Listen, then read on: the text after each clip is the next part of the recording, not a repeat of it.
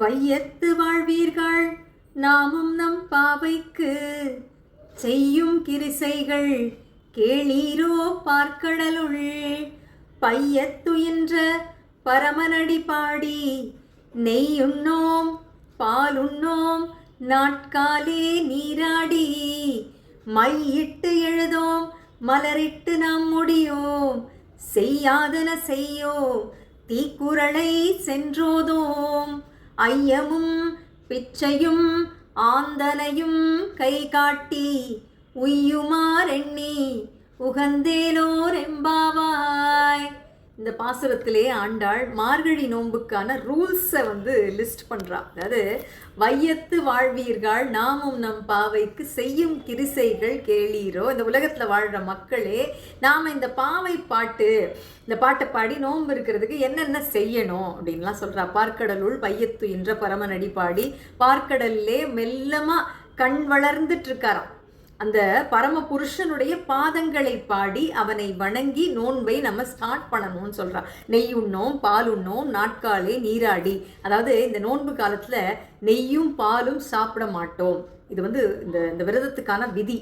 அதிகாலையிலே எழுந்து குளிச்சுடணும். வெறும் உடல் குளியல் மட்டும் இல்லை, மனசை சுத்தி பண்ணிக்கணும். மையிட்டு எழுதோ மலரிட்டு நாம் முடியோம். அதாவது கண்ணுக்கு மையிட்டுக்க மாட்டோம், தலைக்கு பூ வச்சுக்க மாட்டோம். இந்த நோன்பு காலத்தில் வெளி அலங்காரங்களை எல்லாம் தவிர்த்து மனசை இறைவன் பக்கமாக செலுத்தணும்னு சொல்கிறா.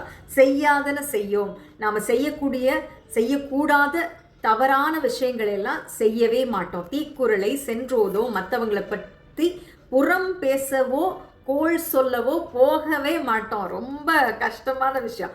ஐயமும் பிச்சையும் ஆந்தனையும் கை காட்டி நம்மளால் முடிஞ்ச அளவுக்கு ஏழைகளுக்கு தானம் கொடுப்போம், உணவு கொடுப்போம், உய்யுமார் எண்ணி உகந்தேலோர் எம்பாவை. இப்படி நம்ம எப்படி வாழ்வாங்கு வாழலாம், இறைவனுடைய அருளை எப்படியெல்லாம் பெறலாம் அப்படின்னு நினச்சி சந்தோஷமாக இந்த நோன்பை கடைபிடிக்கலாம் வாங்க அப்படின்னு சொல்லி கூப்பிடுறா. உங்கள் வீட்டில் ஒரு கெஸ்ட் வராங்கன்னு வச்சுக்கோங்களேன். அவங்க வர்றதுக்காக நம்ம நிறைய அரேஞ்ச்மெண்ட்ஸ்லாம் செய்வோம் இல்லையா.